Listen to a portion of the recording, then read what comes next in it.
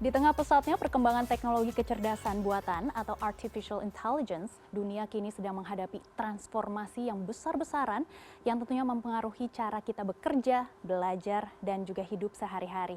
Di saat yang sama, muncul pertanyaan, apakah Indonesia hanya akan menjadi konsumen teknologi AI global atau justru bisa ikut serta menjadi pemain yang aktif bahkan inovatif. Dan untuk membahas hal ini, sudah hadir bersama kami Presiden Direktur Microsoft Indonesia, Bapak Dharma Simorangkir.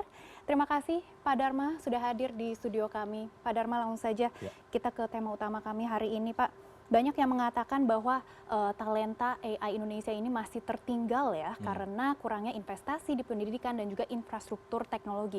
Sebenarnya bagaimana Microsoft Indonesia melihat tantangan ini dan apa solusi konkret yang bisa dijalankan untuk mengejar ketertinggalannya?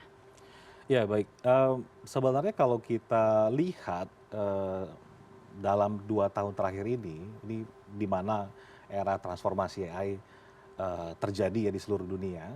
Sebenarnya di Indonesia adopsi AI itu lumayan sangat tinggi ya. Nah, Microsoft dan LinkedIn melakukan survei yang kita sebut dengan Work Trend Index ya, dan dari situ menunjukkan bagaimana knowledge information worker di Indonesia itu memiliki adopsi yang sangat tinggi, yaitu sekitar 92%. Angka ini jauh lebih tinggi dibandingkan angka di negara-negara di Asia Pasifik maupun secara global. Nah, ini menunjukkan adopsi yang sangat tinggi. Kalau kita lihat di sisi lain, di lapangan, implementasi AI di lapangan. Contohnya, Microsoft juga mengadakan yang kita sebut dengan Microsoft AI Hackathon, Imagine Cup gitu, tahun 2024. Nah, di situ mahasiswa dari teman-teman tim mahasiswa dari Bandung itu lolos ke babak semifinal dunia gitu ya. Mereka mengembangkan aplikasi berbasis AI dan IoT untuk meningkatkan produktivitas pertanian. Kita juga lihat contoh yang lain, misalnya Microsoft mengadakan AI Teach Regional Hackathon, ini tingkat Asia Tenggara. Nah, di sini tim guru dari Sorong, dari Papua Barat, dan juga tim guru dari Probolinggo, Jawa Timur, itu mereka berhasil mendapatkan juara 1 dan juara 3. Mereka mengembangkan aplikasi pembelajaran berbasis AI untuk membantu anak didik menyerap materi dengan lebih cepat, dan ini sudah digunakan juga untuk murid-murid yang ada di daerah 3T, termasuk juga murid-murid yang memiliki disabilitas. Jadi secara garis besar saya lihat bahwa talenta AI di Indonesia sebenarnya memiliki potensial dan sudah membuktikan kemampuannya untuk bersaing gak hanya di level regional maupun di level global. Nah, kuncinya adalah keputusan untuk melakukan upskilling terhadap talenta AI di Indonesia. Baik, Pak Dharma, ini menarik sekali ya. Tadi Anda menyebut terkait dengan 92% sudah adopsi AI dan ini angkanya sangat-sangat tinggi. Boleh dijabarkan, Pak, industri mana saja yang sudah cukup mature untuk mengadopsi artificial intelligence ini? Ya, kalau dari datanya semua jenis industri dari 92% itu direpresentasikan. Jadi tidak terbatas pada industri tertentu saja. Bahkan kalau kita lihat lagi ya implementasi di lapangan, startup di Indonesia dan perusahaan-perusahaan itu juga sudah mulai mengembangkan, contohnya adalah model-model machine learning dan juga model-model large language model maupun small language model yang dibuat di Indonesia gitu loh. Jadi across the board, across the industri dan sektor menunjukkan tingkat adopsi yang sangat tinggi. Baik, Pak Dharma. Tentunya dengan maraknya AI generatif ya, seperti yang kita lihat di pasar global, apakah Indonesia juga lebih berpotensi menjadi konsumen atau sebenarnya ini bisa aktif tentunya ikut serta menjadi produsen teknologi AI, dan apa langkah strategis Microsoft untuk mendorong Indonesia ke arah yang lebih produktif? Kalau kita lihat laporan dari Kearney, potensi ekonomi baru yang diciptakan dari AI itu sebesar $1 triliun di Asia Tenggara pada tahun 2030. Ini angka yang sangat besar sekali. Indonesia angkanya adalah sekitar $366 billion US dollar dari angka 1 triliun itu. Ini menunjukkan opportunity yang sangat besar untuk bisa digrab pelaku ekonomi di Indonesia dan juga pemerintah. Nah, kalau kita berbicara tentang positioning di AI, kita bisa melihat value chain dari AI itu sendiri. Yang pertama, kita bisa lihat bagaimana pelaku ekonomi di Indonesia bisa memainkan peranan di level infrastruktur. Nah, infrastruktur ini bisa meliputi misalnya fasilitas data center, perangkat yang ada di dalam data center, jaringan yang menghubungkan data-data center ini. Bisa juga berbicara tentang green energy supply untuk data center. Jadi itu mewakili nilai ekonomi baru di bidang infrastruktur di dalam AI. Kalau kita naik satu tingkat lagi, ada kesempatan juga untuk Indonesia bisa berperan dalam mengembangkan model baik itu tadi large language model atau small language model. Nggak hanya berhenti di situ, tapi juga bisa mengembangkan model-model machine learning yang memang spesifik untuk industri tertentu. Saya kasih contoh misalnya seperti ini. Bagaimana bisa dibuat machine learning model untuk pemetaan traffic kendaraan. Membuat machine learning model untuk di bidang pertanian. Untuk memetakan iklim kita. Untuk memetakan misalnya genomik, data-data genomik manusia, data-data DNA. Itu nilai tambah yang bisa diberikan. Kalau satu level lagi, kita naik lagi gitu ya, satu tingkat lagi dalam value chain AI, adalah pembuatan atau pengembangan aplikasi-aplikasi oleh pelaku-pelaku ekonomi di Indonesia. Jadi contohnya aplikasi berbasis AI untuk layanan pelanggan, aplikasi berbasis AI untuk misalnya untuk pencegahan fraud di banking atau di financial services. Nah sehingga kesimpulannya adalah kembali lagi kepada bagaimana Indonesia dan organisasi perusahaan dan pemerintah Indonesia dan masyarakat Indonesia bisa mengambil peranan aktif di bidang yang mana di value chain itu. Yang penting adalah memberikan nilai tambah dari penggunaan AI. Baik, ini sebenarnya lebih ke spesifikasi AI yang diperlukan untuk market Indonesia seperti itu ya Pak Dharma. Dan kami juga ingin mengetahui bagaimana Microsoft bersaing dengan raksasa lain seperti kita bisa lihat ada Google, Amazon, Alibaba yang tentunya juga menjadi pusat AI global saat ini. Dan bagaimana Microsoft ini bisa mendorong adopsi AI di market Indonesia.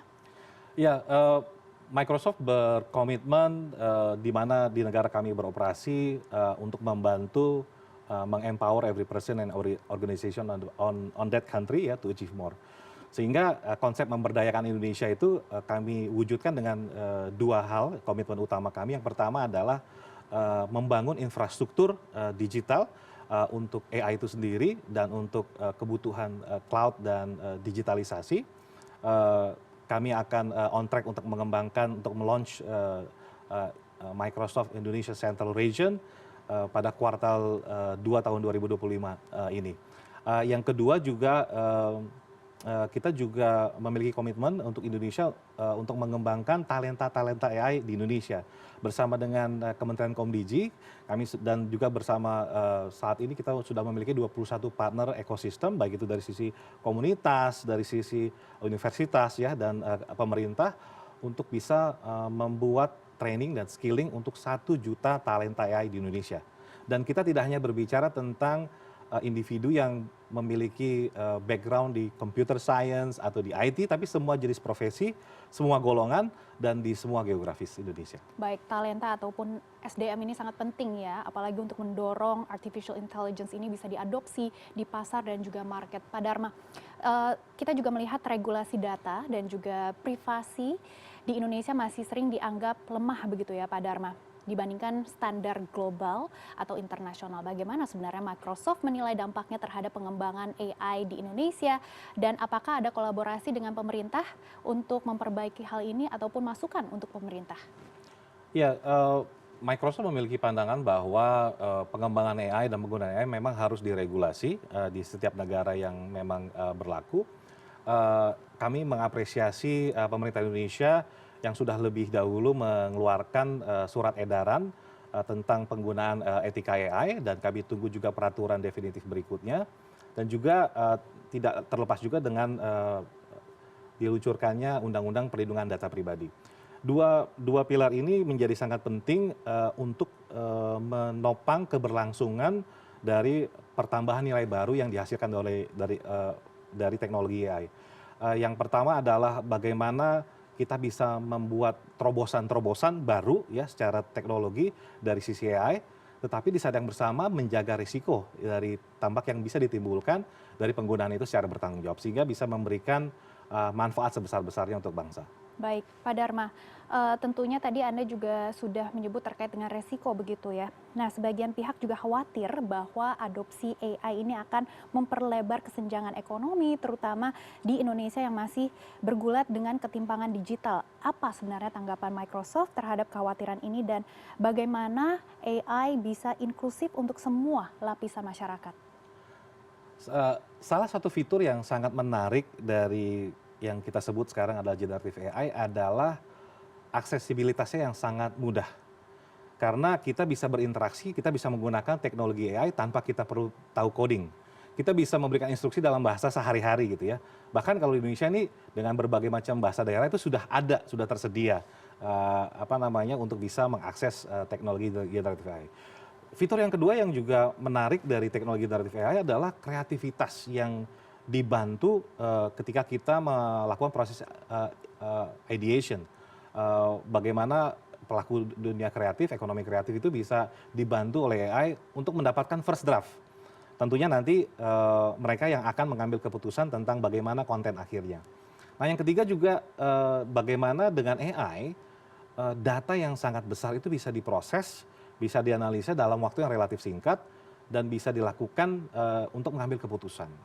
Sehingga dengan fitur-fitur AI yang sangat menarik ini justru kita melihat bagaimana teknologi AI bisa menjadi sebuah jembatan inklusif digital terhadap adanya potensi ekonomi yang mungkin bisa tertinggal. Sehingga kita bisa menempatkan AI sebagai jembatan inklusif digital. Baik, tadi Pak Dharma sudah menyebut terkait dengan potensi ekonomi yang tertinggal. Bagaimana Microsoft melihat return of investment dari implementasi AI di sektor industri Indonesia, baik manufaktur, layanan keuangan maupun retail. Ya, jadi tadi yang kita sebutkan tentang value chain dari AI itu sendiri, tadi angkanya adalah 1 triliun berdasarkan studi, 1 triliun di Asia Tenggara dan 366 billion di Indonesia. Nah, ini yang terjadi sebenarnya masyarakat Indonesia, pelaku ekonomi Indonesia itu bisa memilih di mana kita mau berperan di dalam value chain tadi. Kalau kita perhatikan ini sebenarnya merupakan sebuah yang kita sebut dengan hilirisasi digital atau hilirisasi AI, di mana pelaku ekonomi bisa menentukan tempatnya di mana mereka bisa melakukan pertambahan nilai itu sendiri. Mohon maaf Pak, angkanya bisa diperjelas 1 triliun di Asia Tenggara, 366 billion di Indonesia sendiri itu Betul. Angkanya seperti apa? 366 366 billion US dollar. US dollar Ya, itu adalah nilai ekonomi baru yang bisa diciptakan oleh AI pada tahun 2030. Ini bisa jadi headline semua berita sepertinya. Betul sekali. Pak Prabowo langsung oke, ada 366 billion US dollar yang tertinggal begitu ya. Betul. Baik, Pak Dharma. Sebagian pihak juga khawatir bahwa adopsi AI ini akan memperlebar kesenjangan ekonomi dan tentunya banyak pekerjaan nantinya juga sepertinya akan tertinggal begitu ya karena artificial intelligence ini. Bagaimana pendapat Anda? Ya, dari tiap teknologi yang ada pasti kekhawatirannya bisa muncul ya. Tetapi yang memang bagaimana kita bisa menjadikan AI itu sebagai kita sebutnya sebagai co-pilot, di mana setiap profesi itu adalah pilotnya dan kita menggunakan AI sebagai co-pilot kita. Jadi membantu kita untuk mengumpulkan data, untuk menganalisa data, untuk memberikan first draft, sehingga kita bisa mengambil keputusan dengan lebih cepat dan kita bisa memiliki waktu lebih banyak untuk melakukan hal-hal yang lebih strategis. Saya kasih contoh misalnya seorang developer. Seorang developer tugas utamanya adalah membuat aplikasi contohnya atau lines of codes berdasarkan bisnis proses yang diminta oleh klien, contohnya oleh user.